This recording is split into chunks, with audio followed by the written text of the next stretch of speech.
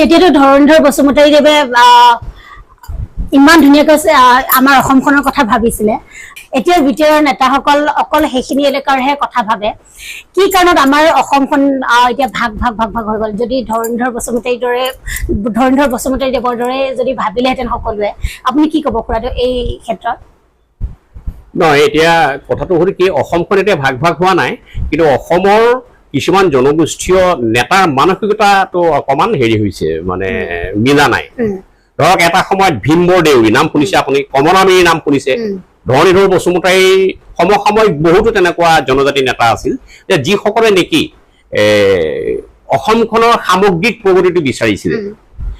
আৰু এটা প্ৰশ্ন ইয়াত আহিব পাৰে যে আপোনালোকে চাওক যে বৰ অসমখন এক হৈ আছিলে এটা সময়ত বৰ অসম তাত আকৌ আমাৰ মণিপুৰ ত্ৰিপুৰা অৰুণাচল সকলো আছিলে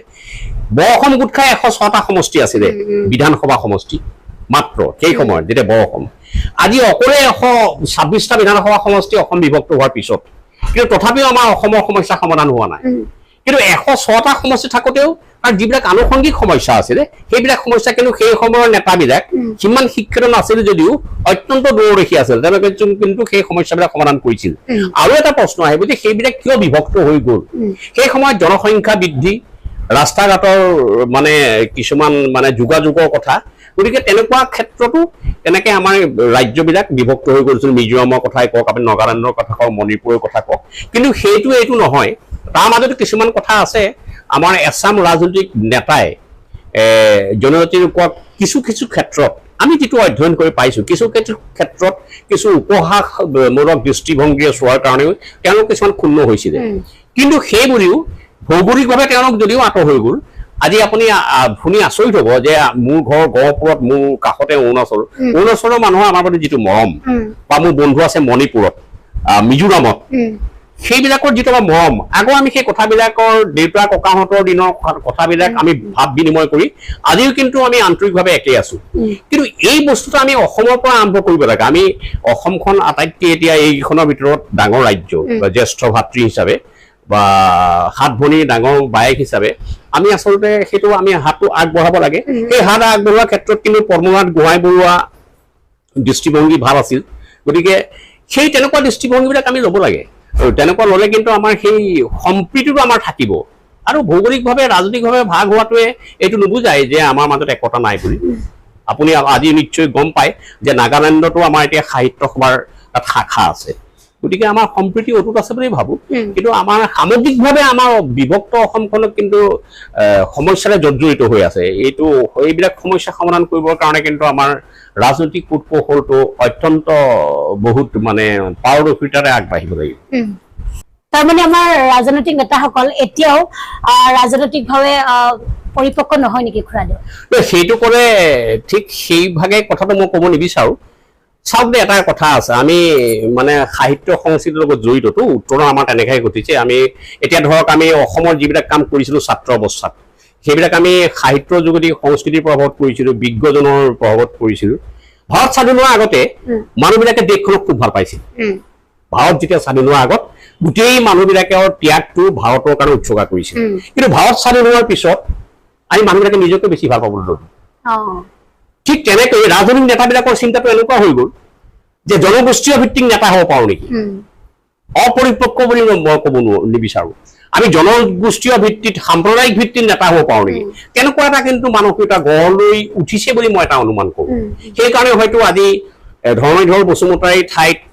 যদি কোনোবা বড়ো আছে কোনোবা মহিলাৰী আছে তেওঁলোকৰ চিন্তা চৰ্চাটো জনজাতি ভিত্তিক হৈ গ'ল জনগোষ্ঠীয় ভিত্তিক হৈ গ'ল গতিকে সেইটো অপৰিপক্ক নহয় তেওঁলোকে চিন্তাটো সংকীৰ্ণ কৰি আনিলে বহল দৃষ্টিভংগীৰে আগবাঢ়ি অহাটো তেওঁলোক কিবা ৰাজনৈতিক ক্ষমতা দখলত তেওঁলোকে বাধাপ্ৰাপ্ত হ'ল বোধ হয় সেইকাৰণে তেওঁলোকে সেই তেনেকুৱা এটা দৃষ্টিভংগী ল'লে আজি অসমৰ সেই পটভূমিত যদি আপুনি কথাবিলাক চায় আজি আহোমসকলো ঠিক তেনেকুৱা এটা যেন দিশলৈ গৈছে বড়োসকল তেনেকুৱা এটা দিশলৈ গৈছে মিচিংসকলো তেনেকুৱা এটা দিশলৈ গৈছে আপুনি নিজে প্ৰত্যক্ষ কৰিছে গতিকে আমাৰ সেই ৰাজনৈতিক মানে হেৰিটো দূৰদৰ্শিতাটো নোহোৱাৰ কাৰণে সাম্প্ৰদায়িক মনোবৃত্তিৰে আমি এজন সাম্প্ৰদায়িক বা জনগোষ্ঠীয় নেতা হ'ব বিচাৰিলোঁ সেই মানসিকতাই আমাৰ সামগ্ৰিক প্ৰগতিটো বহল অৰ্থত যিটো প্ৰগতি সেইটোত বাধাৰ সৃষ্টি কৰিছে আচলতে ৰাজনৈতিক বিষয়ে মই ইমান নাজানো আৰু ৰাজনীতি সঁচাকে খুৰাটো মই মানে ইমান বেছি ভাল নাপাওঁ বুলি ক'ব লাগিব কিয়নো বুজিয়ে নাপাওঁ ৰাজনীতিৰ বিষয়ে খালি মই এটাই কথা জানো ৰাজনীতিক মানে বগা হ'ব লাগে বুলি কয় তেজেৰে ৰাঙলী হ'ব নালাগে বুলি কোৱা শুনো কিন্তু এতিয়া মই এইটো কওঁ যে আগৰ ৰাজনীতি আৰু আজিৰ ৰাজনীতি আৰু আজিৰ সমাজ ব্যৱস্থাটো আপুনি কোনটো দিশে কেনেকুৱাকে চাব বিচাৰে যদি এনেকুৱা মানসিকতা থাকে আমাৰ নেতাবিলাকৰ মাজত তেতিয়া কিন্তু আমাৰ ৰাজ্যই কেতিয়াও সামগ্ৰিকভাৱে প্ৰগতি আৰু বিকাশৰ পথত আগবাঢ়িব নোৱাৰে আমি সকলোবিলাক বস্তু এক্সচেঞ্জ কৰিব লাগিব আমি সকলো ৰসায়ন মিলাব লাগিব আজি বড়োসকলৰ মিচিংসকলৰ কাৰ্বিসকলৰ সকলোৰে যিবিলাক মানে হেৰি আছে নেতা আছে তেওঁলোকৰ চিন্তা চৰ্চা আমি বিনিময় কৰিব লাগিব বিনিময় কৰিব আজি চাহ মজদুৰ মানুহখিনি আজি চাহ মজদুৰ মইতো অসমীয়া মানে নতুন অসমীয়া বুলি নকওঁ মই অসমীয়া বুলি কওঁ আজি তেওঁলোক 150 বছৰ ইয়াত আছে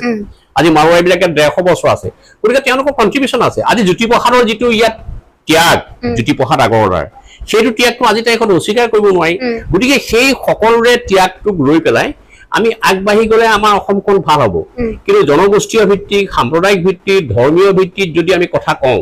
এইবিলাকৰ পৰা আমি আঁতৰি চলিব পাৰোঁ কিন্তু ৰাজনৈতিক নেতাবিলাকে সেইটো অলপ বহৰ দৃষ্টিৰে চাব লাগিব যে মই নেতা নহ'ব পাৰোঁ তথাপি সমাজখন ভাল হওক তেনেকুৱা এটা মানসিকতা কিন্তু গঢ় হ'ব লাগিব যে মই নেতা নহ'ব পাৰোঁ কিন্তু সমাজখন ভাল হওক তেনেকুৱা মানসিকতা নাই কিন্তু এতিয়া আপুনি আচৰিত হ'ব যে প্ৰতিটো জনগোষ্ঠীৰ যিসকল নেতা ইতিমধ্যে অসমত প্ৰতিষ্ঠিত হ'ল তেওঁলোকৰ মানসিকতা কিন্তু মই নেতা হ'বই লাগিব গতিকে মই এইটো জনগোষ্ঠীক ব্যৱহাৰ কৰিমেই তেনেকুৱা এটা আপোনপেটীয়া ভাৱ যিটো অসমীয়াত কয় আপোনপেটীয়া ভাৱেৰে অগ্ৰসৰ হৈছে সেইকাৰণে আমাৰ এইটো অৱস্থা হৈছে খুৰাদেউ আমি ৰাজনৈতিক ফালৰ পৰা মানে ৰাজনীতিৰ কথাৰে অলপ ফালৰি কাটি পেলাই যিটো আমাৰ এতিয়া সমাজত অলপ বেলেগ ধৰণে চলি আছে আপুনি দেখিছে কেইদিনমানৰ আগত আমাৰ নগাঁৱতে সৰু এগৰাকী ছোৱালী ধৰ্ষণ হৈ গ'ল আৰু তেনেকৈ বেলেগ বেলেগ জেগাতো বহুত হৈছে গতিকে আপুনি এতিয়া এই বিষয় লৈ আপুনি কি ক'ব অলপ মানুহবোৰ অলপ বেছি উগ্ৰ আৰু বেছি অলপ ভোকাতুৰ হৈছে নেকি এনেকুৱা কিবা ভাবে নেকি আপুনি পৰিৱেশ আৰু পৰিস্থিতিটো মানে আচলতে আমি মানুহে সৃষ্টি কৰিছো নিজে নিজে কোনো এটা বস্তু পৰিৱৰ্তন হোৱা নাই মানুহে সৃষ্টি কৰিছো আমাৰ মানে কি সমাজ ব্যৱস্থাত যিটো বান্ধোন থাকিব লাগে সেই বান্ধোনটো আমাৰ কিছু কিছু ক্ষেত্ৰত নাইকিয়া হৈছে আজি অপৰাধমূলক যিবিলাক ঘটনা সংঘটিত হৈছে তাত কোনোবা এটা সম্প্ৰদায় বা এটা জনগোষ্ঠী আছে বুলি মই নকওঁ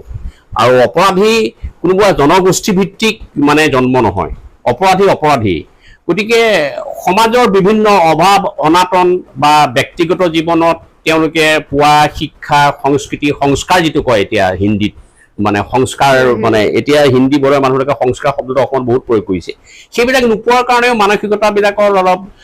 বিভ্ৰম হৈছে আৰু যিটো কাৰণে এই ধৰ্ষণ লুণ্ঠন লুটপাট এনেকুৱা কিছুমান ঘটনা হ'বলৈ ধৰিছে কিন্তু এই অপৰাধ প্ৰৱণতাটো কিন্তু এতিয়াই নহয় সেইটো বহুত দিনৰ আগৰ পৰাই এইবিলাক বস্তু আছে আপুনি 1970 চনৰ ঘটনা এটা জানে নে নাজানে নাজানো উপেন ৰাজখোৱা বুলি এজন ন্যায়াধীশ আছিলে সত্ৰ ন্যায়াধীশ ভাৰতবৰ্ষৰ সেই সময়ৰ ইতিহাসত উপেন ৰাজখোৱাই নিজৰ সন্তান দুটাক হত্যা কৰিছিলে ঘৈণীয়েকক হত্যা কৰিছিলে ঘৈণীয়েকক হত্যা কৰিছিলে তাৰপিছত নিজৰ ছোৱালী দুজনীক হত্যা কৰিছিলে আৰু তেওঁ এজন লগুৱাৰ যোগেদি সেই কাহিনীটো মই পঢ়িছিলোঁ নৱমমান শ্ৰেণীত তাই কি নহওক সেইটো 70 চনৰ ঘটনা তাৰমানে অপৰাধ প্ৰৱণতাটো মানুহৰ থাকিবও পাৰে আৰু তাত সেই পৰিৱেশটোৱে তেওঁলোকক উচুতনি দিয়ে বা মানে এইটো উদ্গনি দিয়ে তেনেকুৱা ঘটনা কিছুমান হৈ থাকে কিন্তু সেইবিলাক বস্তু আমি আগশাৰীৰ যিবিলাক মানুহ সেইবিলাক মানুহে সেইবিলাক বস্তুত কিন্তু আমি চকু দিব লাগিব আৰু তেনেকুৱা যদি আমি চকু দিওঁ তেতিয়াহ'লে এই অপৰাধ প্ৰৱণতাটো কমি আহিব আৰু যিমানেই জনসংখ্যা বৃদ্ধি হৈছে মানসিকতাৰ অলপ বেলেগ ধৰণৰ হৈ গৈছে আৰু তাকে প্ৰকাণ্ড কিন্তু এইটো ক'ব লাগিব যে আমাৰ ৰাজনৈতিক চিন্তা চৰ্চাবিলাক যদি খুব সুন্দৰ হয় তেতিয়া খুব ভাল হ'ব এতিয়া ধৰক আপুনি এটা কথা চাব যে নেতাবিলাকৰ পৰিৱৰ্তন হৈছে চবতে এচাম নতুন নেতা আহিছে কিন্তু চিন্তাটো পৰিৱৰ্তন হোৱা নাই মানসিকতাৰ পৰিৱৰ্তন হোৱা নাই গতিকে আমি লগে লগে মানে এইবিলাক বস্তু চব একেলগে যায় গণতান্ত্ৰিক সমাজ ব্যৱস্থাত গতিকে সেই চিন্তাৰ আমি পৰিৱৰ্তন ঘটাব লাগিব মানসিকতাৰ পৰিৱৰ্তন ঘটাব অকল নেতাৰ পৰিৱৰ্তনৰ কামত নাহিব এটা একেবাৰে অপৰিপক্ক মানুহো নেতা হ'ব পাৰে আজি যিটো মানে হেৰি পৰিস্থিতি তাৰ টকা থাকিলেও হ'ল নেতা হৈ যাব পাৰে গতিকে সেই তেনেকুৱা মানুহৰ হাতত যেতিয়া হেৰিটো পৰিব, তেনেকুৱা মানুহৰ হাতত যেতিয়া এটা অঞ্চল পৰিব, তেতিয়া সেইবিলাক অঞ্চলত সেইবিলাক ঘটনা ঘটিব পাৰে। গতিকে আমি এতিয়াৰ পৰাই এইটো চকু দিয়া ভাল। এই ক্ষেত্ৰত